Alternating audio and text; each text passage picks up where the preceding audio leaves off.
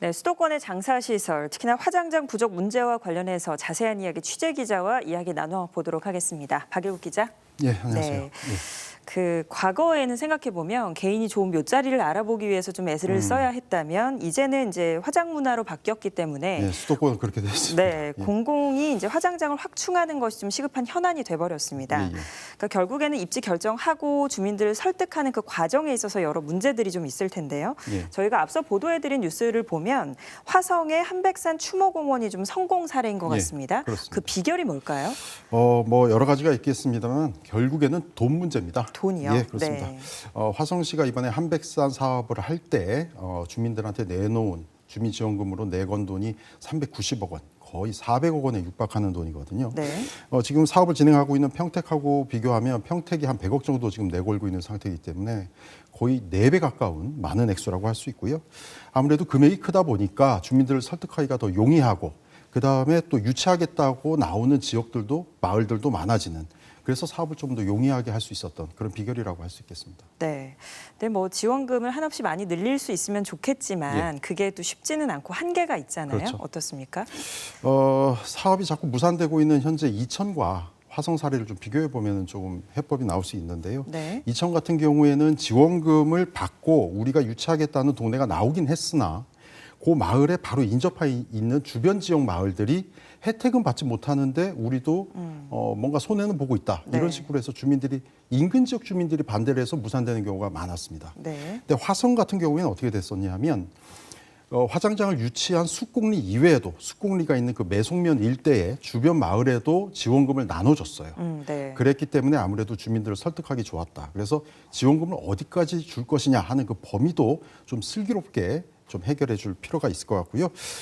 이게 결국 돈 문제가 아니냐라는 이야기도 하실 수 있겠지만 화성시 같은 경우에는 화성시 이외에 6개의 지방정부가 함께 모여서 사업을 분담했기 때문에 좀 큰 돈을 모아서 사업을 추진할 수 있었던 그런 배경이 되기도 했습니다. 네. 그러니까 얘기를 좀 정리해 보면은 직접 유치가 되는 그 지자체뿐만이 아니라 그 주변의 지자체들과의 그 마을 주변. 중요한 것 같습니다. 그렇습니다. 근데 이제 이렇게 직접적인 지원금이 부족하다고 하면은 다른 방법이 또 논의가 필요할 텐데요. 예를 들면 주민들에게 장례시설에 대한 사업권을 줘서 그 이득이 좀 주민들에게 돌아갈 수 있으면 그렇습니다. 찬성할 수 있는 여지가 될 수 있을 것 같거든요. 예, 주민지원금과 함께 지금 지자체들이 내걸고 있는 조건들인데요. 네. 대체로 이제 화장 시설, 화장을 하는 그 시설 자체는 공사가 유지, 보수, 관리하고요. 그 다음에 부대 시설이라고 할 수 있죠. 뭐 장례식장이라든가 매점이라든가 이런 것들은 유치한 지역 주민들에게 사업권을 주고 그 주민들이 뭐 주식회사를 만들거나 단체를 만들어서 그 사업을 영위하고 나오는 수익금을 배당 형태로 주민들이 나눠 갖는 이런 사업 형태를 많이 가지고 있는데요. 네. 이것도 사실 주의할 점이 있습니다. 어떤 게 있을까요? 주민들이 만든 회사라든가 단체 안에서 분란이 생긴다든가 금전사고가 생긴다든가 해서 나중에 문제가 되는 사례들이 꽤 있습니다. 그러면 실제 그런 사례들이 있다는 거죠? 예, 그런 사례들이 이미 뭐 경기 지역에 있었어요. 그래서 수원의 그 연화장이라든가 네. 그다음에 용인 같은 경우가 대표적인 경우인데요. 금전 사고가 있었고 뭐 검찰 수사를 받고 사법 처리가 되는 과정에서 문제가 됐기 때문에 사업권이 다시 공사로 반납되는 네. 이런 과정을 거쳤고요. 이런 과정에서 주민들이 사업을 자발적으로 좀 투명하게 사업체를 운영해 나가면 좋을 텐데 그러지 못하거나 내부에서 분란이 생기거나 하면은 복잡한 법률 관계로 갑니다. 네. 막 소송으로 가고 이런 경우가 많거든요. 그렇기 때문에 또 주민들이 이사를 가면 어떻게 되느냐. 이게 주주의 지위가 어떻게 되냐 이런 복잡한 법률 관계가 생기기 때문에 영속적으로 이런 방법을 사용할 수 있느냐는 좀 의문이다라는 의견들도 꽤 있습니다. 네, 그러니까 단순히 그냥 간단하게 생각하면 사업권 주면 이득이 있을 것 같아서 좋겠다 싶었는데 또 그에 따른 여러 문제점들이 있었네요. 운영하는 게 사실 쉽지 않죠. 네. 예.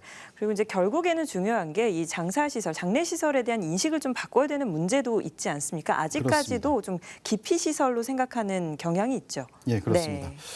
장례라는 것이 삶에 있어서 굉장히 중요한 부분이지만 네. 이것이 살면서 몇 번 오질 않지 않습니까? 그렇죠. 그러니까 장례 당시에는 굉장히 고민이 많은 일이긴 하지만 장례가 끝나고 나면 사실 남의 일이 돼요.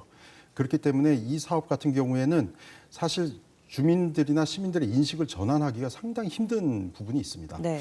그래서 지금 학계 같은 데서는 이런 얘기가 나와요. 장사시설을 아예 지을 때 문화시설이나 체육시설처럼 아주 좀 이쁘게 디자인이라도 좀 잘하는 게 어떠냐 네. 이런 의견도 있고요. 그 시설을 문화시설이나 체육시설과 좀 접목해서 좀 활용하는 방안 이런 것들을 통해서 시민들의 인식을 좀 자연스럽게 바꿔나가는 게 좋겠다. 뭐 건설비나 이런 것은 좀 많이 들겠지만 결국에는 계획 단계에서부터 좀 도입한다면 큰 도움이 되지 않을까 그런 생각이 듭니다. 네, 오늘 이야기 여기까지 듣겠습니다. 수고하셨습니다.